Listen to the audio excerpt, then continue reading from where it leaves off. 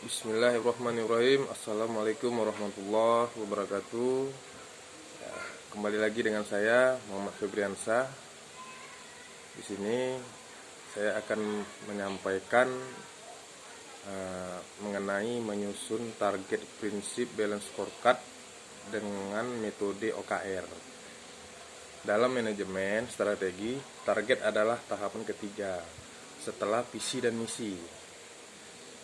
Pertama, definisi target, kaitan dengan strategi. Target dalam konteks bisnis dan manajemen merujuk pada sasaran dan tujuan yang ingin dicapai oleh sebuah organisasi dan periode tertentu. Target biasanya diarahkan untuk mencapai strategi telah ditetapkan oleh organisasi. Strategi di sisi lain adalah rencana atau pendekatan menyeluruh yang digunakan untuk mencapai tujuan jangka panjang organisasi. Target dan strategi saling berkait karena target menentukan arah dan fokus organisasi dalam mencapai strategi yang telah ditetapkan. Target sendiri itu ada dua jenis, yaitu jangka panjang dan jangka menengah. Target jangka panjang sebuah perusahaan biasanya adalah target 5 tahunan. Namun karena era distribusi saat ini sudah ketuna-tuna, apa itu tuna? Turbulensi, ya, uncertainty, novelty, ambiguity, sepertinya sudah tidak ada lagi perusahaan yang membuat target sampai 5 tahun. Ya. Paling oke juga 3 tahunan. Karena tadi kemungkinan target jangka pendek. Nah, untuk target jangka pendek biasanya adalah target 1 tahunan yang dibuat oleh perusahaan. Nah, di sini kita akan membahas kembali, ya. Poin pertama, pemimpin dapat mengalokasikan sumber daya dan mengarahkan upaya timnya untuk mencapai tujuan tersebut, yang pada akhirnya akan mendukung pencapaian target jangka menengah dan jangka panjang. Definisi balance scorecard. Balance scorecard, balance artinya berimbang antara perspektif keuangan dan non-keuangan. Scorecard adalah kartu ukur yang menunjukkan angka atau skor. Sehingga balance scorecard adalah sebuah alat ukur yang komprehensif yang mengukur perusahaan baik yang keuangannya maupun non keuangannya agar lebih berimbang. Nah, balance scorecard membantu perusahaan dalam memusisikan visi dan misi sebuah perusahaan agar pelaksana realisasi perusahaan lebih realistis dan mudah dicapai. Balance scorecard sendiri memiliki 4 perspektif, yaitu yang pertama perspektif keuangan, yang kedua perspektif pelanggan, yang ketiga perspektif bisnis internal, yang keempat perspektif pembelajaran dan pertumbuhan. Nah, mengapa menggunakan prinsip balance scorecard? Di sini kita ibaratkan sebuah pohon buah mangga. Buah ibarat finance, daun atau bunga ibarat customer, batang ibarat internal proses, akar ibarat human capital. Di sini kita akan kembali lagi berbicara dengan 4 perspektif. Perspektif keuangan dalam balance scorecard, perspektif finansial ini merupakan unsur penting yang tidak dapat ditinggalkan Pengukuran kinerja keuangan ini ditunjukkan kepada pemilik atau pimpinan untuk menunjukkan apakah rencana yang dibuat, kemudian implementasi, juga pelaksanaan strategi atau inisiatif dapat menghasilkan perbaikan terhadap perusahaan. Perspektif pelanggan. Di sini kita berbicara pelanggan. Dalam perspektif pelanggan ini ditunjukkan kepada pelanggan untuk menjawab harapan dan pertanyaan untuk melihat bagaimana pandangan pelanggan terhadap perusahaan atau organisasi. Dengan tujuan bagaimana membuat perusahaan atau organisasi menjadi yang paling bernilai di mata pelanggan. Dalam perspektif ini dibagi menjadi dua hal utama, yaitu customer care, measurement, segmen, retensi, akuisisi, kepuasan pelanggan sampai dengan profit pelanggan. Kemudian hal yang mensupport core measurement yaitu customer value, proposal, service, product, customer relationship, reputasi. Perspektif bisnis internal. Dalam perspektif ini sederhananya berbicara tentang apa keuangan yang dimiliki oleh perusahaan.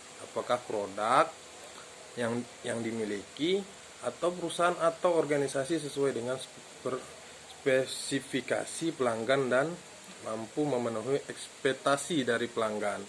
Bisnis internal dibagi menjadi 3 tahapan utama, yaitu proses inovasi, proses operasi, dan pelayanan purna jual, garansi, reparasi, komplain. Perspektif perkembangan dan pembelajaran penting bagi sebuah perusahaan atau organisasi untuk berinvestasi bukan hanya untuk peralatan, melainkan kepada infrastruktur seperti sumber daya manusia, sistem, dan prosedur. Karena pengukuran perspektif finansial pelanggan dan juga internal bisa dapat menimbulkan kesenjangan yang ada pada manusia, sistem, dan prosedur jika tidak diperhatikan. 4 perspektif BSC, ya, yaitu 4 perspektif balance scorecard. Prinsip BSC, perspektif finansial, tujuan akhirnya adalah finansial. Kondisi keuangan seperti apa yang diinginkan sebuah perusahaan. Contoh, profit berapa, revenue salesnya berapa, itu harus diukur. Perspektif customer, seberapa banyak pelanggan yang diinginkan, seberapa banyak jaringan yang diinginkan, seberapa puas pelanggan kita.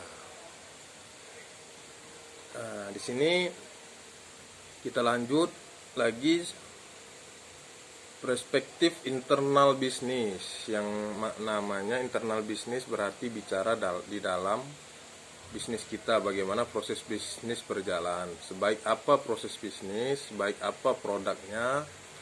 Nah, kita lanjut kembali perspektif human capital, sumber daya manusia.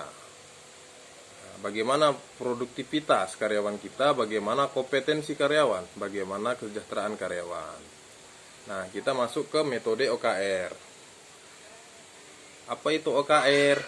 O-nya objektif, K-nya key atau KPI, ya, R-nya result. Oke, kita berbicara dengan OKR.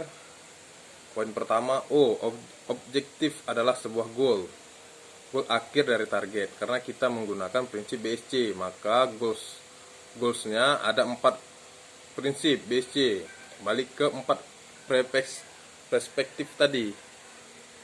KPI, kata kunci yang bisa menunjukkan objektif tadi tercapai, yang bisa menunjukkan perspektif keuangan itu tercapai. Apa yang bisa menunjukkan 4 perspektif itu tercapai? Nah, R, result, angka hasil. Tidak cukup hanya dengan KPI. KPI harus ditunjukkan dengan angka hasil supaya bisa diukur. Jadi tidak hanya berbicara dengan KPI-nya, tetapi harus bicara tentang hasil berapa yang mau dicapai.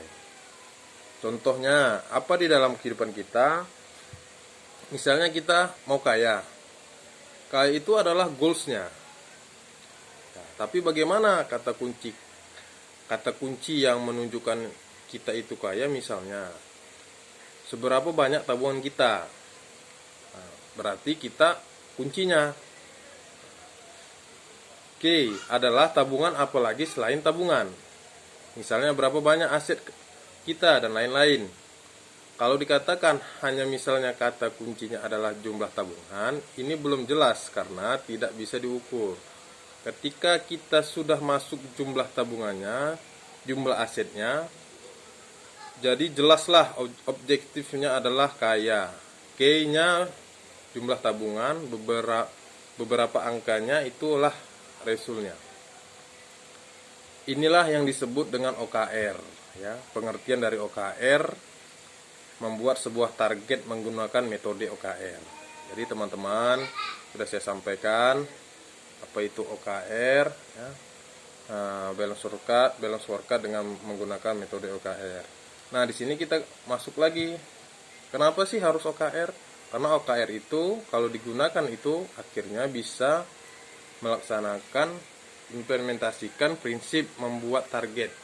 Disebut dengan SMART. Jadi membuat target itu harus SMART. Apa itu SMART? S, spesifik. Kembali ke OKR tadi, objektif. Tadi harus spesifik. Contohnya O-nya kaya. Kaya itu apa? Karena kaya itu luas, KPI-nya harus spesifik. Kaya itu apa? Misalnya jumlah tabungan, jumlah aset itu. Namanya kaya, harus spesifik. M, measurable. Dapat diukur. Kalau bicara hanya jumlah tabungan, apakah menunjukkan kaya? Belum dapat diukur karena kita tidak tahu seberapa kaya kita. Maka harus ada ukurannya. Maka dalam OKR ada result sehingga kita tahu apakah target kita tercapai atau tidak. A, actable. Dapat dicapai. Jadi bikinlah target itu dapat dicapai. R, reliable. Sesuai kondisi. Apa itu sesuai dengan kondisinya? Misalnya kondisi ekonomi sedang buruk tahun ini, jangan bikin target, bisa bahaya karena tinggi-tinggi. Tapi kalau kondisi ekonomi sedang baik, bahkan inflasi turun, daya beli meningkat, silahkan buat target tinggi-tinggi. Misalnya target salesnya. T, timeline. Ada target waktu, target itu harus bisa ada waktunya. Contohnya kita buat target sales. Objektifnya tadi adalah bagaimana perspektif finansialnya baik. KPI pertama adalah jumlah sales. Katakan resultnya adalah 20M dalam 1 tahun. 20M 1 tahun harus dirinci. Misalnya Januari berapa, Februari berapa Maret berapa. Inilah yang namanya timeline, ya. Dan inilah yang namanya SMART. OKR ini memenuhi prinsip SMART. Kenapa digunakan? Sekarang kita lihat bagaimana dengan prinsip BSC, dengan metode OKR. Kita studi kasusnya adalah JNE cabang utama Medan, tempat saya bekerja. JNE cabang utama Medan memiliki 11 KPI, ya. Apa saja? Kita buka KPI JNE Medan. Sekarang bagaimana memposisikan KPI tadi dalam BSC. Ternyata teman-teman semua dalam BSC kalau kita kelompokkan, mana sih KPI JNE Medan yang masuk dalam perspektif finance? Ada 3. Yang pertama sales, revenue, berapa sales kita dalam tahun 2023, profitability, berapa profit tahun 2023, account receivable. Seberapa banyak sales yang bisa masuk keuangan tahun 2023? Apa saja sih KPI yang masuk dalam perspektif customer? Ada dua. Penambahan jumlah pelanggan. Berapa banyak sih jumlah pelanggan kita tahun 2023? Yang kedua adalah jaringan, network, ya. Berapa banyak jaringan yang mau kita buka di tahun 2023? Nah, di sini kita bahas kembali lagi apa saja KPI yang masuk dalam perspektif ketiga, yaitu internal business. Apa saja sih KPI-nya di JNE? Pertama, POD inbound, menunjukkan kualitas produk kita POD inbound. Sukses. Yang kedua, manifest. Dan transport outbound. Bagaimana kesuksesan keberangkatan kiriman? Balik lagi menunjukkan kualitas produk kita. Yang ketiga, closing ticket. Bagaimana kualitas CS kita menanggapi komplain dari customer. Bagaimana klaim komplain bisa closing sesuai SLA. Yang keempat, digitalisasi proses bisnis. Bagaimana bisnis kita terjadi digitalisasi, bagaimana agen yang online, bagaimana aplikasi-aplikasi yang memudahkan customer untuk melakukan pengecekan kiriman, dan harga kita, dan lain sebagainya. Yang kelima, corporate branding. Nah, berapa branding kendaraan kita, seragam kita, kantor-kantor kita ini menunjukkan kualitas daripada branding perusahaan. Jadi ada 5 yang masuk ke dalam perspektif internal bisnis di KPI JNE Medan. Yang terakhir adalah perspektif human capital. Jadi ini cabang utama Medan memiliki KPI human capital. Pada produktivitas di situ, ada kinerja di situ, absensi di situ. Itulah menunjukkan performa human capital. Itu masuk ke dalam perspektif human capital. Bagaimana kita lihat menghubungkan dengan OKR-nya? Nah, di sini lihat dari tabel OKR berikut. Kenapa saya biasakan kita mulai dari human capital? Yang terakhir adalah perspektif finance. Kenapa untuk menghasilkan sales, profit, kekuatan SDM itu dibutuhkan?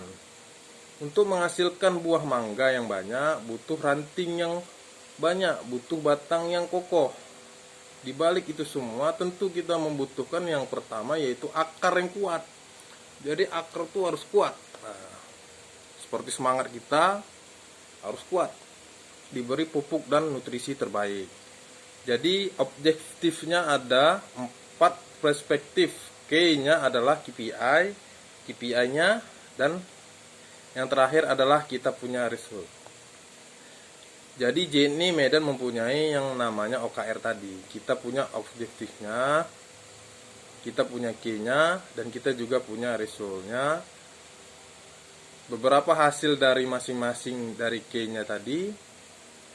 Jadi inilah yang disebut menyusun target menggunakan prinsip-prinsip BSC, atau bisa dibilang balance scorecard dan metode OKR, sehingga kita bisa menyusun table objektifnya, apa K-nya, apa, dan resultnya berapa. Nah, jadi di sini udah bisa kita simpulkan, ya. Nah, ini saya sampaikan, mungkin bisa bermanfaat untuk teman-teman yang mendengarkan, untuk teman-teman yang melihat. Inilah yang bisa saya sampaikan mengenai menyusun target balance scorecard dan dengan metode OKR. Nah, lebih dan kurang saya mohon maaf. Nah, cuman inilah yang bisa saya sampaikan. Mungkin bermanfaat untuk teman-teman yang mendengarkan, teman-teman yang melihat. Nah, lebih dan kurang saya mohon maaf. Pada Allah saya mohon ampun. Saya akhiri. Wabillahi taufik wal hidayah. Assalamualaikum warahmatullahi wabarakatuh.